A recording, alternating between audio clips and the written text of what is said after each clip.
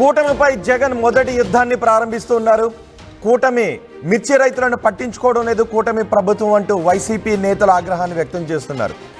గుంటూరులో మిర్చి యార్డుకు మిర్చిని పండించిన రైతులు తమ పంటను తీసుకొచ్చినా అక్కడ మద్దతు ధర లేక అల్లాడుతున్నారు.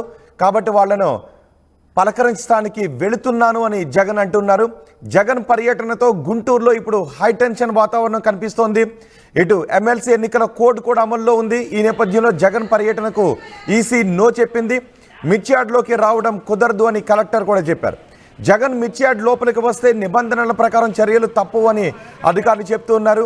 అయితే జగన్ మాత్రం వచ్చి తీరుతారు అని వైసీపీ నేతలు చెప్తున్నారు. సో ఈరోజు జగన్ పర్యటన నేపథ్యంలో ఈసీ ఎన్నికల కోడ్ ఉంది కాబట్టి వద్దు అని కలెక్టర్ చెప్తున్న వైసీపీ నేతలు మాత్రం ఖచ్చితంగా రైతులను పరామర్శించి తీరుతాము, రైతులకు మద్దతు ధర లేక అల్లాడిపోతున్నారు. లక్షల్లో పెట్టుబడులు అవుతూ ఉంటే వేలల్లో మాత్రమే రైతులకు ఆదాయం వస్తుంది.